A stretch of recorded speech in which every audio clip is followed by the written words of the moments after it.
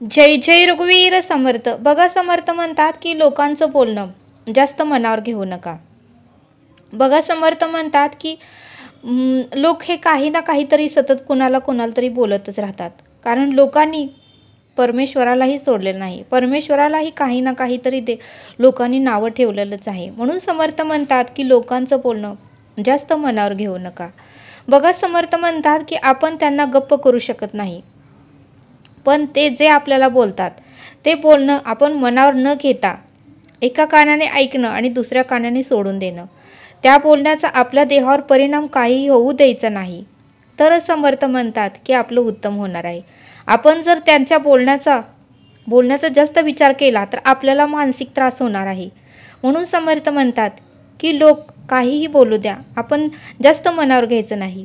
जे आपल्या मनाला योग्य वाटतंय, जे आपल्याला पेलवेल आणि जे आपल्याला योग्य वाटेल तेच आपण केलं पाहिजे म्हटले समर्थ.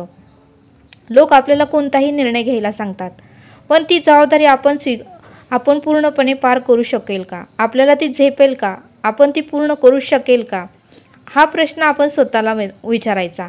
म्हणून समर्थ म्हणतात की लोक काय बोलतच राहतात. चांगलं करणाऱ्यालाही बोलतात, वाईट करणाऱ्यालाही बोलतात आणि काही न करणाऱ्यालाही बोलतात. त्यामुळे समर्थ म्हणतात की लोकांचं जास्त मनावर घेऊ नका. कारण लोकांचं कामच आहे नेहमी इतरांना काही ना काहीतरी बोलायचं, इतरांना त्रास द्यायचा, इतरांचं मानसिक खच्चीकरण करायचं.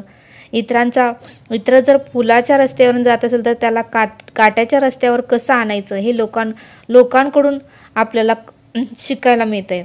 म्हणून समर्थ म्हणतात की लोकांचं जास्त मनावर घेऊ नका. कारण जर आपण त्यांचं जे बोलणं आहे ते मनावर घेतलं तर त्याचा मानसिक त्रास आपल्याला होणार आहे. बघा, समर्थ आपल्याला सुंदर असा बोध सांगतात. बघा, समर्थ म्हणतात की नारायण नावाची एक व्यक्ती एका गावात राहत होती आणि त्याचं कुटुंब असं गरीब होतं. आई वडील, त्याचं लग्न झालं होतं, एक बायको होती, 2 मुलं होती. शेतामध्ये जाऊन तो जे काही आपल्याला काम मिळेल तो करायचा, नांगरणी करायचा, पेरणी करायचा, स्वतःच्या शेतामध्ये तो काम करायचा आणि बाहेर कुठं मिळालं काम तरीही तो करायचा आणि असं करत तो आपला घर प्रपंच चालवत होता. पण बरेच लोक त्याला येऊन काही ना काहीतरी टोमणे द्यायचे, काही ना काहीतरी त्याला बोलायचे, काही ना काहीतरी त्याचं खच्चीकरण करायचे, मानसिक त्याला त्रास द्यायचा आणि त्याचं त्याच्या कामावर लक्ष लागत नव्हतं. कामाला गेलं की लोक असं काहीतरी बोललं की त्याच्या मनात विचारायचे की ते असं मला का बोलले, असं काय मला त्रास व्हायला लागला आहे, असंच का ते बोलले, असं नेहमी विचार करायचे. त्याच्यामुळे त्यांचं कामात लक्ष लागत नव्हतं आणि काम व्यवस्थित होत नव्हतं. पण बघा म्हणले समर्थ, एक दिवशी तो नारायण एका गुरूंकडे गेला आणि गुरूंना म्हणाला, गुरुदेव, मला एका प्रश्नाचं उत्तर द्या. मला खूप त्रास होतोय आणि त्या प्रश्नाचं उत्तर मला तुमच्याकडून हवं आहे. गुरुदेव म्हणाले, ठीक आहे, विचार. त्यावेळेस ते नारायण म्हणाले, मला लोक बोलतात त्याचा मी खूप त्रास करून घेतो स्वतःला आणि त्यामुळे माझं डोकं दुखायला लागतंय. त्यातून मी कसं बाहेर पडायचं हे तुम्ही मला सांगा. त्यावेळेस गुरुदेव म्हणाले, ठीक आहे, चल म्हणले आणि गुरुदेवांनी त्याला एका ठिकाणी नेलं. एका शेतात गुरुदेवांनी त्याला घेऊन गेले आणि गुरुदेव त्याला म्हणाले की हा 5 किलोचा दगड आहे आणि तो तू उचल.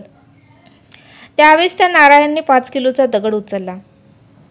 गुरुदेव पुढं चालत होते, नारायण मागं चालत होता. असं बराच वेळ झालं, जवळजवळ अर्धा तास झालं, पण गुरुदेव त्याला दगड खाली ठेव असं म्हणालेच नाहीत.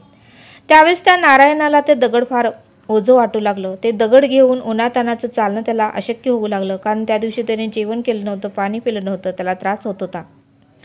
चक्कर येईल का काय असं वाटत होतं. त्यावेळेस त्याने गुरुदेवांना हाक मारली, गुरुदेव, हा दगड मी खाली ठेवू का? कधी ठेवायचा ते तरी सांगा. मला खूप त्रास होतोय, ऊन लागत आहे, भूक लागलेली आहे, तहान लागलेली आहे. त्यात जड हे दगड घेऊन मी चालायचं म्हणजे मला अशक्य होत आहे, पाय पोळत आहे, मी काय करू?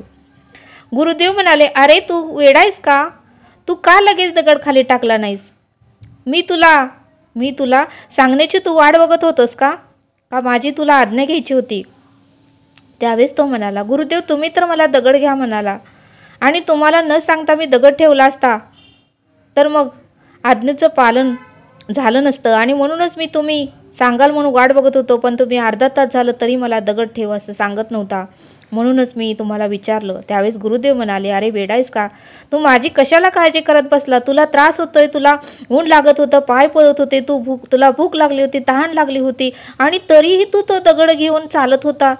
तुला त्रास होतोय म्हणल्यावर तू पटकन दगड टाकायचा. माझा कशाला चिंता करत बसलास? माझे कशाला वाट बघत बसलास? माझी कशाला आज्ञा घेत बसलास? पटकन दगड टाकून द्यायचा ना. त्यावेळेस तो नारायण म्हणाला, हो गुरुदेव, माझं पण चुकलंच. आणि नारायणाने दगड खाली टाकला. मग गुरुदेव त्याला घेऊन एका झाडाच्या सावलीखाली गेले आणि त्याला थंडगार पाणी प्यायला दिलं, त्याला जेवण दिलं आणि त्याला म्हणलेत, एक अर्धा तास तू येथे बस. त्यावेळेस तो शांत झाला, नॉर्मल झाला, त्याला बरं वाटू लागलं. त्यावेळेस गुरुदेव म्हणाले, हे बघ, ह्या प्रश्नाचं उत्तर मी तुला आता देतोय. जसं तू दगड घेतला 5 किलोचा, अर्धा तास घेऊन तू माझ्याबरोबर चालला, तुला ऊन लागलं, तुला पाय पोळले, तुला त्रास झाला, तुला वेदना झाल्या, तुला भूक लागली होती, तहान लागली होती, तरीही तू माझ्या आज्ञेची वाट बघत होता. कारण गुरुदेव मला सांगतील, आता दगड ठेव, मग दगड ठेव, पण मी मात्र तुला सांगितलं नाही. त्या दगडासारखेच तुझे विचार आहेत.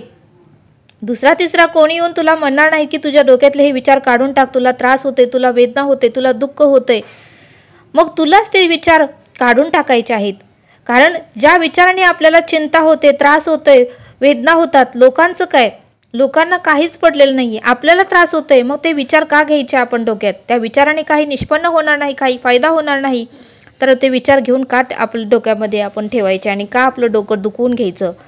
या दगडासारखे तुझे विचारही तू काढून फेक, बघ तुला सुख, शांती आणि समाधान प्राप्त होईल. इतर जण कोणीही तुला काहीही बोलून जाईल, तू सगळ्यांचंच मनावर घेत बसलास तर आयुष्य जगणं मुश्किल होऊन जाईल. त्यामुळे एका कानाने ऐकायचं, दुसऱ्या कानाने सोडून द्यायचं. जे उत्तम असेल ते आत्मसात करायचं आणि जे फालतू बोलणं असेल ते सोडून द्यायचं. लोक काय सगळ्यांशी बोलतच असतात, लोकांना उत्तम बोलायचं माहितीच नाही. काही ना काहीतरी त्रास होईल, वेदना होईल, दुःख होईल, मानसिक त्रास होईल, असंच लोक बोलत असतात. आपण जर सगळ्यांचंच मनावर घेतलं तर ह्या दगडासारखी आपली अवस्था होईल आणि आपल्याला त्रास होईल. म्हणून तू विचार कुठलेही डोक्यात ठेवू नको. प्रत्येक विचार काढून टाकण्याचा प्रयत्न कर आणि पुढे कसं जाता येईल, पुढे चांगला विचार कसं करता येईल, वर्तमान काळात आनंदी कसं राहता येईल, मित्रांना आनंद कसा देता येईल, उत्तमाचं आयुष्य कसं जगता येईल, सुख समाधान शांतीने आयुष्य कसं जगता येईल, याचा तू विचार कर आणि घरच्यांना सुख समाधान दे आणि तूही सुखी राहा. बघ तुझं कल्याण होईल. त्यावेळेस त्या नारायणाला खूप आनंद झाला. नारायणाने गुरुदेवाला साष्टांग दंडवत घातलं. बघा म्हणले समर्थ, या बोधातून आपल्याला हे शिकायला मिळतं की प्रत्येक वाटेवर, प्रत्येक रस्त्याच्या ठिकाणी, प्रत्येक स्टेशनवर आपल्याला कोणी ना कोणी तर गाठ पडणार आहे. कोणी ना कोणी काहीतरी बोलत राहणार आहे. कोणी ना कोणी काहीतरी आपल्याला टोमणा देऊन जाणारच आहे. जर प्रत्येकाचंच मनावर घेतलं तर आपल्याला जीवन जगणं मुश्किल होऊन जाईल. त्यामुळे प्रत्येकाचंच बोलणं मनावर घेऊ नका आणि विचार करत बसू नका. ते विचार काढून टाकण्याचा प्रयत्न करा आणि मार्ग काढा. बघा तुम्हाला सुख, शांती आणि समाधान मिळेल, असं समर्थांनी आपल्याला या बोधातून समजावून सांगितलं. तरी आता आपण येथेच थांबूया. धन्यवाद. जय सद्गुरू.